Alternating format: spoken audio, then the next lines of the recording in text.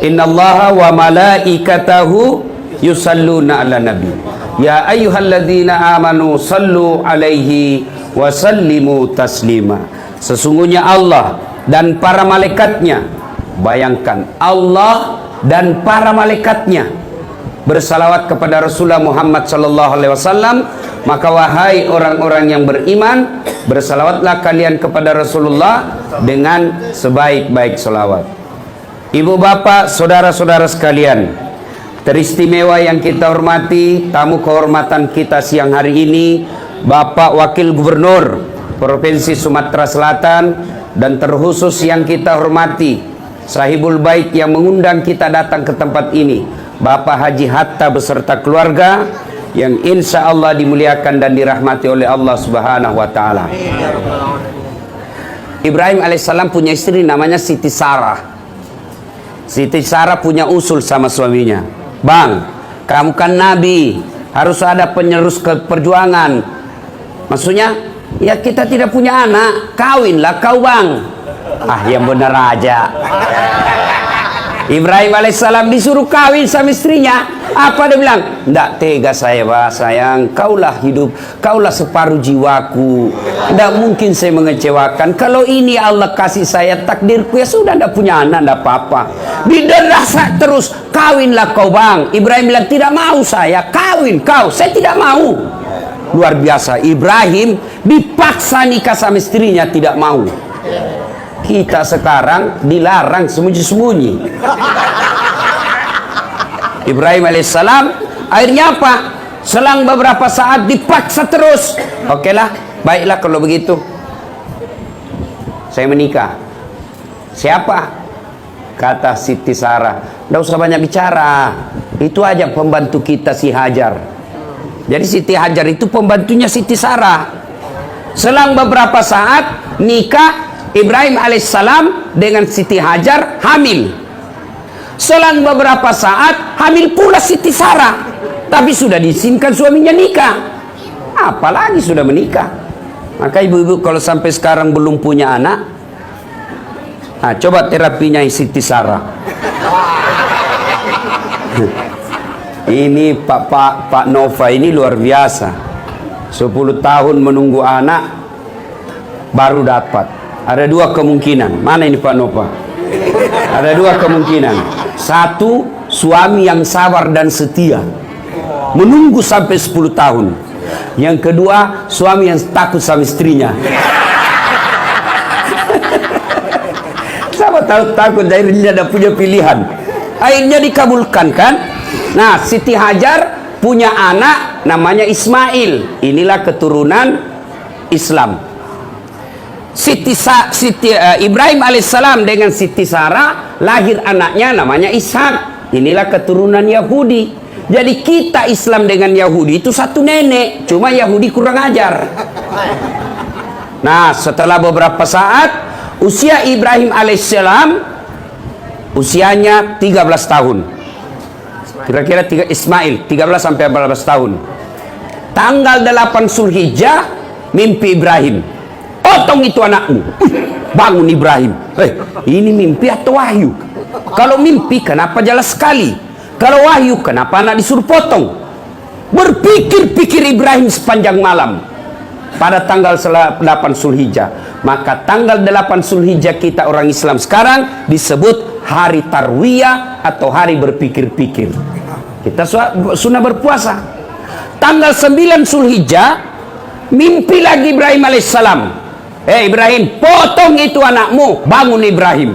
Akhirnya dia berpikir, wah, ini bukan mimpi, ini wahyu, ini perintah Allah, saya harus laksanakan.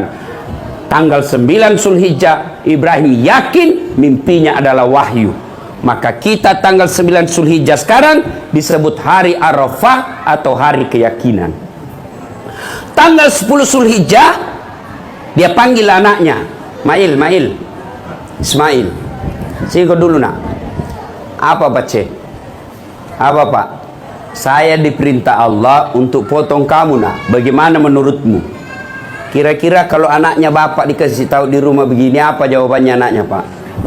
Bu ibu, kalau ada anaknya ibu, anak SMA dikasih tahu, nak, bapakmu potong kamu. Apa kira-kira jawabannya? Apa jawabannya? Maka anak-anak di rumah jawabannya pasti apa? Kenapa saya, Pak? Bapak saya masih muda, nenekku aja yang sudah tua. Atau ku aja yang sudah tua. Kok saya ini tuh nenek saya sudah sakaratil maut. Itu aja dipotong. Ini anak orang cerdas, tapi tidak soleh. Maka Ibrahim alaihissalam tidak meminta, ya Allah berikan saya anak cerdas. Tapi Ibrahim alaihissalam berdoa, Allahumma rabbi habli minas solihin. Ya Allah berikan hamba anak yang soleh. Ismail alaihissalam ditawarkan begini. Apa jawaban Ismail? Pak, kalau ini perintah Allah, laksanakan. Jangan ragu. Insya Allah bapak dapati saya menjadi anak yang sabar. Setuju nak? Setuju. Lalu dia bilang Ismail, cuma ada syaratnya Pak. Apa syaratnya? Satu, bapak kalau potong saya pakai pisau yang tajam supaya saya tidak lama menderita. Maka ini sebentar lagi hari penyembelihan. Tolong ini para ustadz, menyembelih jangan menyiksa binatang. Caranya apa? Pakai pisau yang tajam. Dan satu binatang, satu bismillah. Ya, karena saya lihat saya itu penjual-jual ayam di pasar, dia kasih masuk saja mesin. Itu haram dimakan, meskipun itu ayam. Nggak baca basmalah.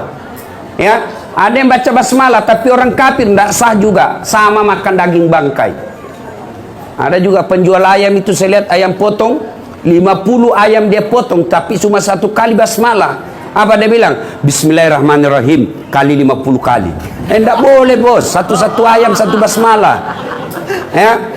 Nah, yang kedua, syarat kata Ismail alaihissalam, Pak, tolong ketika bapak menyembelih saya, tutup matanya pakai kain. Kenapa? Kalau bapak melihat saya, bapak pasti tidak tega melihat potong anaknya.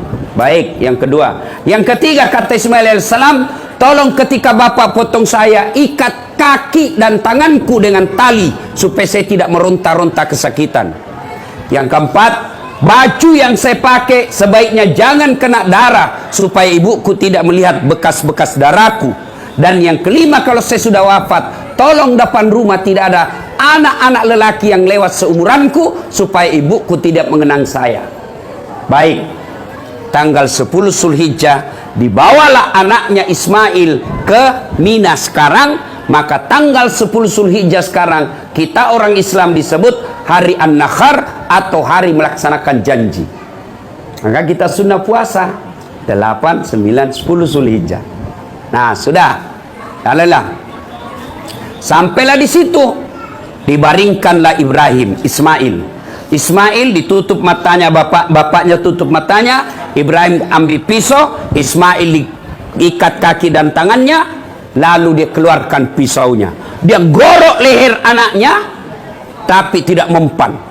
Dia gorok lagi, tidak mempan. Kata Ismail, Pak, lobet, bapak tidak serius. Kencangkan tenaga. Saya sudah kencang. Anak yang sudah belasan tahun, puluhan tahun diharapkan, anak satu-satunya, lagi lucu-lucunya, dia mau sembelih untuk apa? Ketaatannya kepadaku sebagai Tuhannya. Allahu Akbar, Allahu Akbar, Allahu Akbar.